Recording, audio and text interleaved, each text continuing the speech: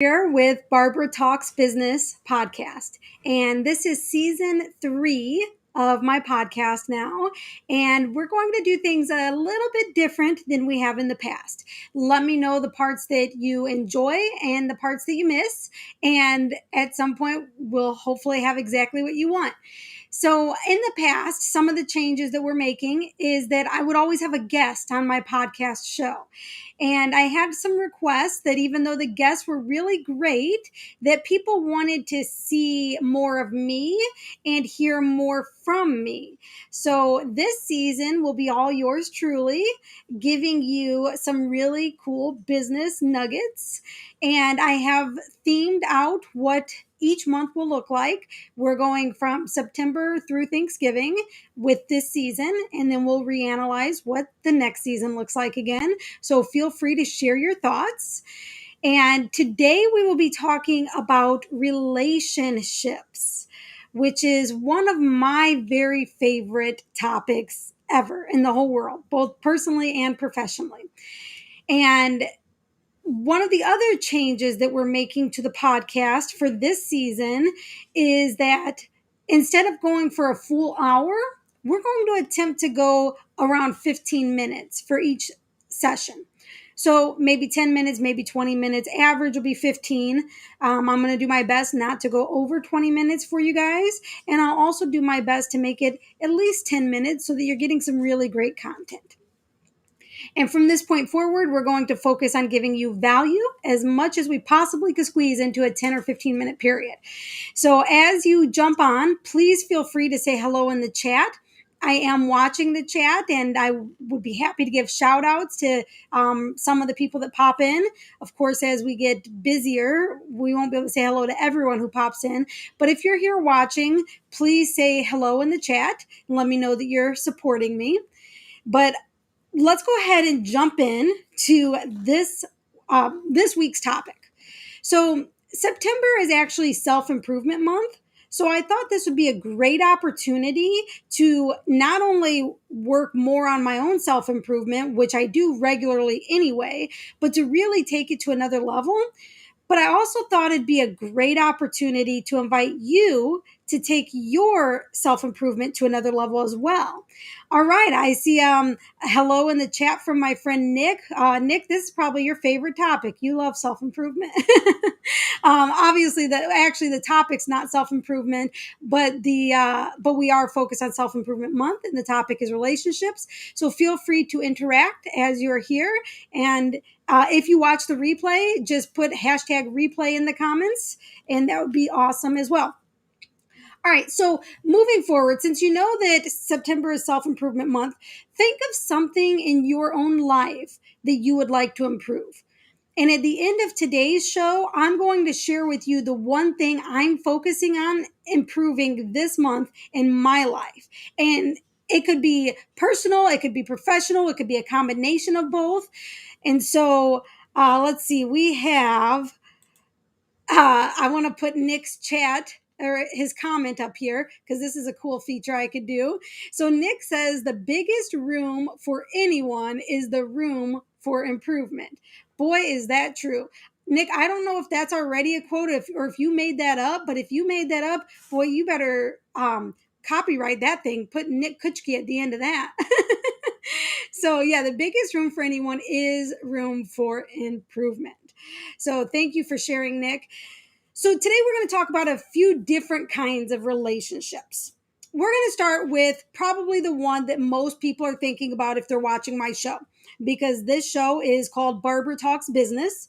So I'm guessing that the first relationship that pops in your mind are your business relationships. So we'll go ahead and start there, even though that's only one type of relationship. So we'll first talk about the different types of relationships and how they all connect with one another and how they all impact one another. And then we'll talk about nurturing those relationships as well. So business relationships, you've got people who might be on your team, right? Employees, co-workers, maybe co-owners, maybe independent contractors. You have people who are working for you or under you. You may have people who are working above you as your go-to point of contact, your management. But then you also have the other side of the coin, which is your clients or your customers. And all of those relationships are important. You might also have vendors, depending on what kind of business you're in. There's a lot of different types of relationships in business. But one of the things that I see a lot of businesses really skip over is the human relation part of any part of business. So it's important to have standard operating procedures. It's important to have systems. It is really important to automate stuff when you can and to delegate. But in my opinion, the most important asset that you have in your business are your people. And if you're not building relationships with your people, truly caring for them and about them, then when decisions get tough, you may not be their priority. So, depending on what that looks like, a new competitor moves into town and is poaching all your employees, or having better benefits or better pay or whatever it might look like. The people who are going to stick with you even through your difficult times or the industry's difficult times or even the market's difficult times are the people who truly believe that you care about them, and a genuine care, not just that you're pretending to care so that when things go bad, they're still there for you. So really having a genuine care and love for people is crucial to the success of small business. And so how does that connect with your personal relationships?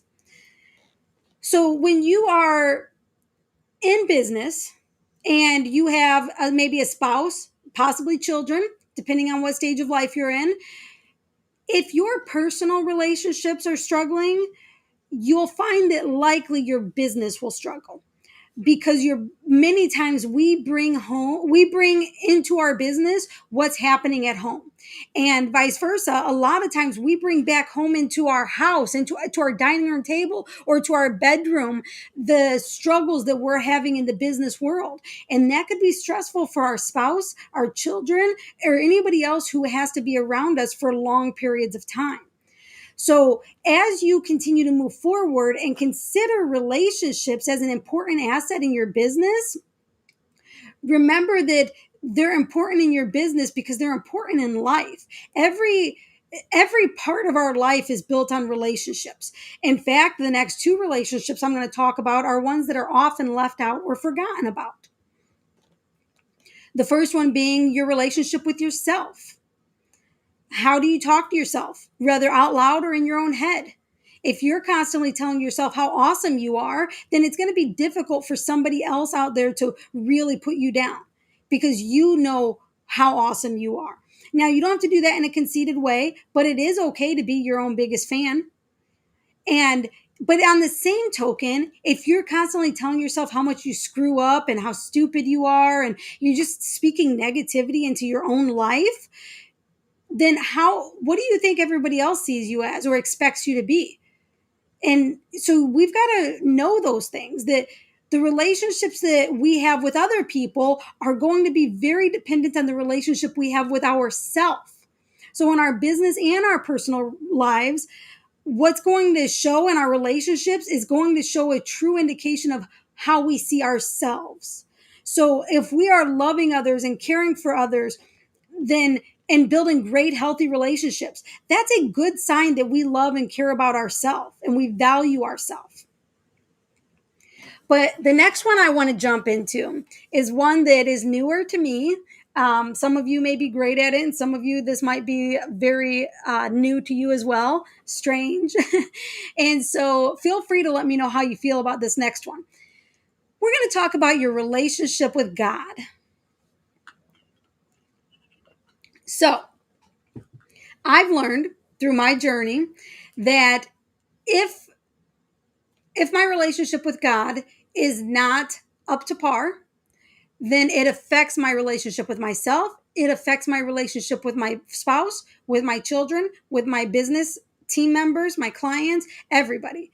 And so this past year has been a really big year for growth with me, with my relationship with God. Now, don't get me wrong, God loves me regardless of how great I am or how much time I spend with him. But the fruit of my life actually increases with the time I spend with him. I've noticed it being equivalent.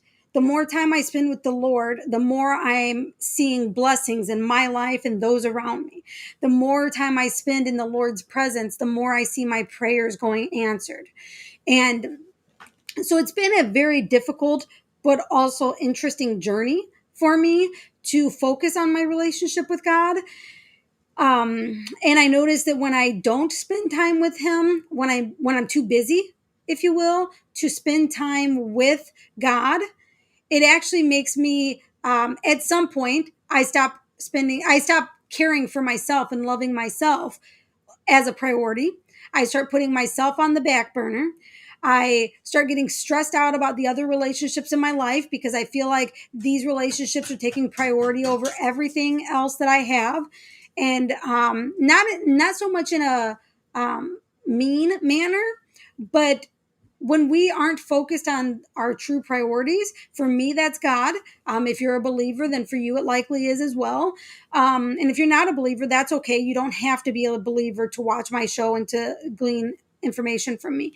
But if we're followers of God and we're not focused on him, we're not building a relationship with him, then how do we really expect to all these promises that he gives us in the Bible to come true in our own lives? And so I'm not going to speak too much on this because I don't want to go into preach mode for a whole lot of reasons. I'm definitely not a preacher or a pastor, not quite to that level yet. Maybe someday. I don't know where the Lord's leading me. He does have me enrolled in Bible school, which I love, but I'm also really nervous about what that means when I finish. I don't know the next step yet, but God does. So we'll see where he's taking me. And I'm just trying to trust him. And so, as we move on to the next part of relationships, we're going to talk about nurturing relationships. And so, I just want to do a quick plug. If you are watching this or listening to this, please say hello in the chat. And if you're watching the replay, and then feel free to write replay in the comments so that I know you are here and supporting me, because relationships are important. That's what we're talking about right now. All right. Nurturing relationships. It's important for us to nurture our relationships because if we don't, then they will die. It's similar to a plant. If we're not watering our plant, giving it sufficient sunlight, however much it calls for, not every plant needs watered and to be in the sun every single day. Not every friend needs to be watered every single day, right? So you might have one of those friends where you could not talk to him or her for 20 years, but then when you get together for lunch or something, it's like no time has passed.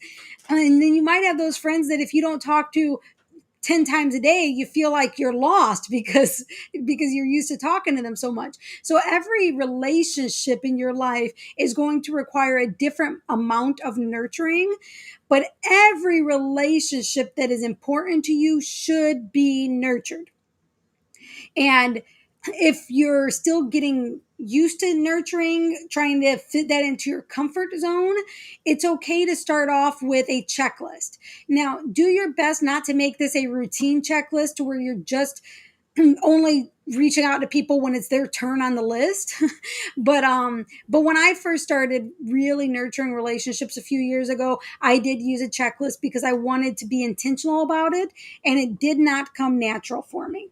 And so if if that helps to start off, go ahead and do that, but try not to make it long term. So say hello to me if you're watching in the chat. I like to know who's here. But tell me, and also if you're in the chat, feel free to comment some of the, give me feedback when I ask questions. So, for instance, when you think about relationships and nurturing those relationships, is there a certain person in your life that you have, that you believe is like the best nurturer ever? Anytime you're feeling down, this person is always there for you. Or maybe they text you right at the moment that you felt like giving up, right? Or maybe they somehow understand you when nobody else does. Maybe you don't even understand your own feelings, but somehow this person always does. They're just always nurturing this relationship with you, and they're making it a priority to spend time with you, to call you, to really enjoy their time with you and not put you on a sit down with you and say, okay, listen, I got 15 minutes and then I gotta skedazzle, right? So who is it in your life that really makes you feel important, like a priority? Now, I'm going to get vulnerable with you.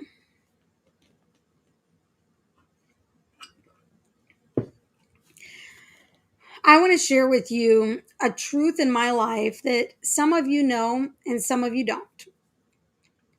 I struggle building real relationships. So I see somebody new just jumped on. So I just want to say I'm being vulnerable here. So say hello in the chat. But so the truth is, I struggle with real relationships. I'm great at loving people. I'm really great at caring for people and nurturing relationships and showing people that I care and that I love them and that I'm there. But I struggle receiving love back.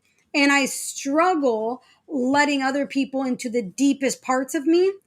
And so I've struggled with that pretty much my whole life. And I'm not exactly sure why. I'm letting the Lord take me through whatever it is he's taking me through. But I had a really close friend, probably the only person in my whole life that I ever let into the deepest parts of me. And she passed away. And when I was in my early 30s. And that was devastating for me. Not just because I lost my best friend, but because I didn't know who else to turn to have conversations with that were really meaningful. And she's also the one who introduced me to Jesus. Her name was Allison. Many of you probably already knew that before I said it. But since her passing, I've not made another friend that I've been able to connect with the same way I did with her. My husband is the closest. Well, in fact, I'm closer with my husband Isaac than I ever was with Allison. Obviously, we've got a whole nother level of connection. But so even though that is great to have that relationship, and that was built, my marriage was built upon a friendship, and so I do have that. And over the years, it has taken me real intention to open up those parts of me to my husband. It's not always been easy, but I have. I've learned to trust God, that when I come to a place that feels uncomfortable, that it's okay to go there with my husband. It's okay to go there with God. And I'm still looking for real deep relationships and friendships. So girls that I could call at any time and just, laugh about or laugh with about whatever random crazy things is going on, or to cry about together about something going on, right?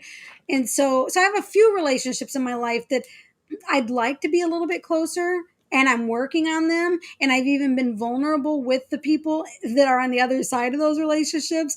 At one point, I even texted one of them and said, hey, so I'm trying to get better at having real relationships, not just surface level. And so I really want to make an attempt. And I said, so this is my attempt to be more than just surface level friends. And she got a kick out of it, but it was so uncomfortable for me. Um, I don't know if anyone else struggles with this, but I'm okay having just regular friends that are just normal. I don't know. I'm rambling about this. I got to end this, but so what is it that you struggle with? Do you struggle with relationships? Is it a certain area that you struggle in? Is it business? Is it personal? Is it yourself? Is it with God? What areas are you struggling the most with relationships, and where would you like to improve? And then I challenge you to make that a goal.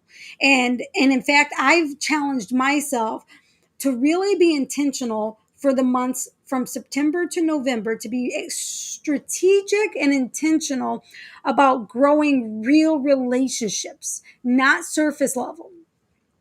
I honestly don't know what that looks like yet, but I'm going to share my journey with you guys in this podcast season. Every episode, I'm going to give you an update on how I stepped outside of my comfort zone, with a friend or a possible potential friend. and and I'm gonna let you guys watch my journey unfold. You know, the good parts of it, the bad parts of it, and even some of the rough parts. Because I imagine there will be rough parts. I hope not too many rough parts because I'm a positive person, positive Penny, not negative Nancy. So okay, well, we're 20 minutes in, and I told you guys I was going to try not to go over 20 minutes. So I'm going to go ahead and say adios. The girls and I are learning Spanish this year for homeschooling, so I might slip in a few Espanol words as I go through this season just for fun to utilize them.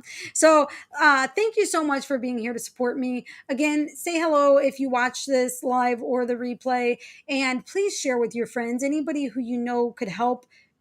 Could use help with relationships, and we've got some other really great topics coming up. Every week is a new topic, but I will be sharing this relationship challenge with you guys, my journey as I go. So thank you guys so much, and I will talk to you guys next week. Tuesdays at 2 is Barbara Talks Business podcast. Every Tuesday at 2 o'clock Central Time.